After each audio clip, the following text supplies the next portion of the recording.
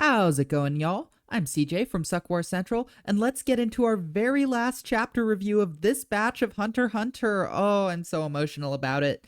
Anyway, jumping right into it, my predictions continue to age poorly. I believe I said Volkson was probably not being manipulated, and that statement is immediately proven wrong. To all of those of you who caught Volkson's dirty little card trick and made yourselves heard in the comments, good job. It seems like you were right on the money, and getting manipulated was the punishment for cheating.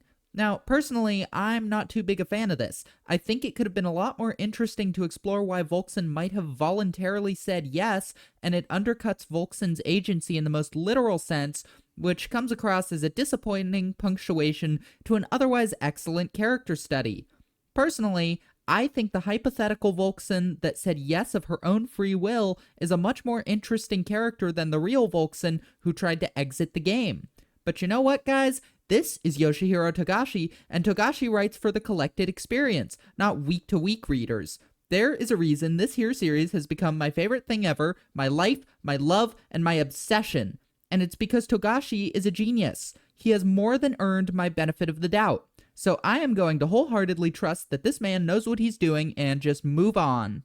Something else about this whole cheating penalty I actually do like is it reminds us that Volkson has no real experience with Nen. I'm guilty of gassing up my queen left and right, saying, oh, her intellect is formidable. Oh, she'll be an insane Nen user. Volkson clearly is a genius at interpreting Nen rules. She thinks in just the right way, etc., etc. And I stand by all of this. But she is still only just learning about Nen now, and this is proof of her inexperience.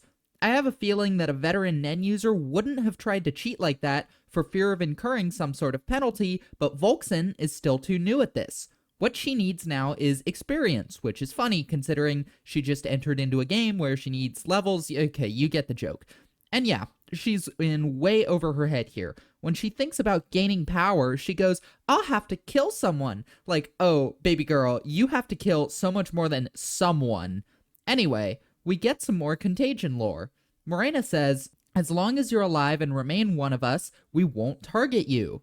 Of course, that also includes people important to you. Did you catch that little turn of phrase? It implies there's a way for Volkson to stop being one of them.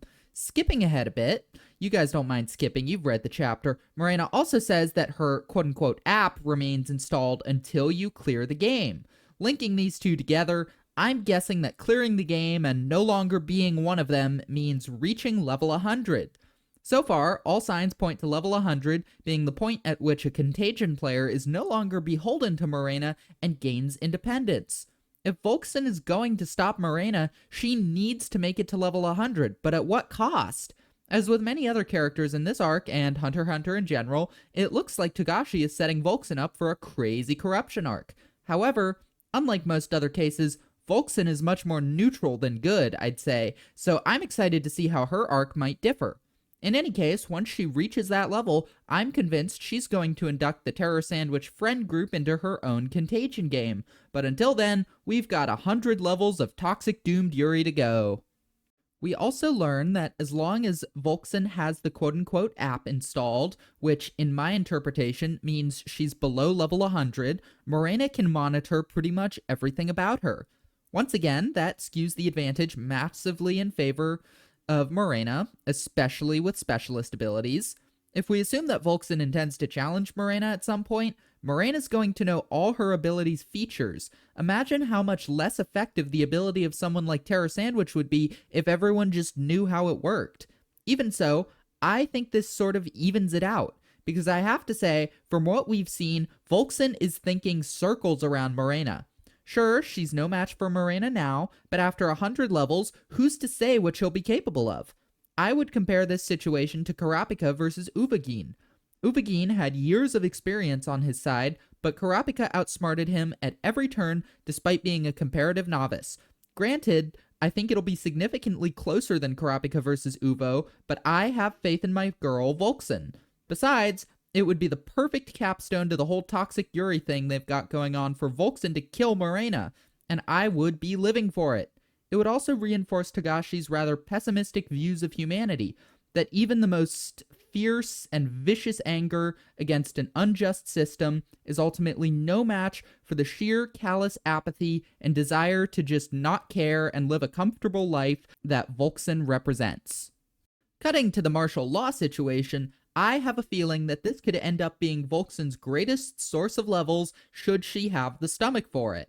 Now that martial law has been declared, the Heili will have a much harder time killing people, except for Volkson because she is a soldier, and soldiers now have the right to execute civilians as they please. Anyway, moving to Benjamin, we have this really interesting little throwaway line that could be nothing, but I want to shout it out regardless. When the soldiers let Benjamin know about possible Nen users, he says, "Leave it to third squad." This makes me wonder if Benjamin has a whole other regiment of Nen users in the army, because I doubt he'd send his personal soldiers away from himself at a time like this. Anyway, we find out that Benjamin has arrested and secured all but 4 princes, which is crazy. Now, you might be fooled by this phrasing here into thinking that Benjamin has killed all but 4, but there's no way this is true. I don't think he's executed any of them yet. He's waiting to secure them all before he pulls the trigger. Mezaistom also notes that Benjamin's plan is likely to use the detained princes as hostages to secure his declaration of martial law and takeover of the Justice Bureau. Now, we get confirmation that Zhonglei and Lucerus are 2 of the princes unaccounted for, and I have to wonder if this is because Lucerus died. Kaiser, Melody, and Nacho were meaning to kill him after all. Now, as much as I'd like to get into which princes are probably still at large, I'm going to save that for another video because it would take way too long to get into in this one. Anyway, we also learned that Benjamin has been poisoned, presumably by Balsamikenberg. Yes, I said that right first try, woohoo. Anyway, I'm so curious to see what happened there, and I wonder what Halkenberg's fate was, or what his plan has been, or just what the crap is going on with him, because at this point, I have no earthly idea what the dude could be doing. We also get confirmation that Benjamin has a secret child, and it's his plan to pass the throne onto said child. I guess that's most likely what was up with the baby in Queen Unma's room. So Benjamin is now on a timer, and credit to him, he's really taking it in stride.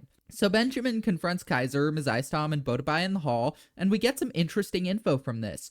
Benjamin talks about how there's several suspected infections and how Halkenberg and Terra Sandwich conspired to commit bioterrorism, and then we learn that Bodabai suspects Benjamin of being infected himself. So it makes me think that Halk in Balsamilka's body released the TSK-17 in a crowded area or something, which, wow, that guy's arc is going downhill fast. I mean, from a morality perspective, I'm not saying it's bad writing, but seriously, just a few days ago, this man was a pacifist, and now he's willing to kill not only other princes, but completely unrelated innocent people? Yeah, whatever form he's still alive in, he sure is paving his path to hell. If he's still alive. I assume he's still alive, but he might not. That would be a classic Togashi anticlimax. Anyway, we get confirmation that the Royal Army haven't officially tried to take over the Justice Bureau yet. And you'll recall that at the end of chapter 400, Kaiser gave Steiner a button to press in the event that the Royal Army tried to take over, so that still hasn't been triggered yet, and whatever it does is unrelated to all the crap going down that led to martial law. Also, Benjamin asks Kaiser, Bodabai, and Mezaistom to be witnesses, and I can't help but feel that whatever chaos is going down there is going to lead to a crazy conflict. We might even get to see Bodabai's ability, and I am here for it. Speaking of Bodabai, this man continues to project crazy aura. When Benjamin and his soldiers approach, Kaiser and Mezaistom throw their hands up to signify that they aren't a threat, but not Bodabai. He just does this deeply sarcastic little display of his palms while keeping his arms crossed. Man is over it. So, honestly, this guy is serving so much cunt, and I am here for it. Certified iconic, he is scared of nobody. Based on this and his general demeanor, I'm going to guess that Bodabai is some kind of masterclass enhancer who just does not give any shits. He's also the only one to call Benjamin out on being infected, and that's just incredibly ballsy of him considering he's surrounded by the Royal Army. Anyway, I am so ready to see this triple star hunter pop the hell off. Now, we come to the end of the chapter, and Kaiser thinks that he has one final bastion in case things go to hell. I have a feeling that's the Justice Bureau. He's going to be present for what happens when Steiner presses the button, after all. God, the more I talk about it, the more I think crap is going to go down at the Justice Bureau, and I can't wait to see what. Anyway, now we have to have that unfortunate talk. Folks, it's officially hiatus time again. I know, it's hard to hear, but we did expect this. Now, I'd like to offer some words of reassurance in these trying times. Last time, the hiatus lasted around 2 years, and Togashi had, I believe, the next 4 chapters inked. This time, however, he's got the next 14 chapters inked, so we're in a better spot than we were in last time. I'd expect a shorter hiatus. In the meantime, I'd also like to say I don't plan on going anywhere. I'm going to be making Hunter x Hunter videos for as long as I have video ideas, and for now, that looks to be about the next 4 months. But as I reread the series, more ideas are coming to me, so with any luck, I'll be able to keep feeding you guys delicious Hunter x Hunter content all throughout the hiatus. Still, now more than ever, it would be wonderful if you guys could all leave comments with things you'd like to see me talk about. And yeah, my channel will keep going, but I'm seriously going to miss doing these chapter reviews with y'all while Hunter x Hunter is on hiatus, so it feels like the end of an era regardless. So yeah, I've been CJ from Suck War Central, and I hope you have a wonderful day.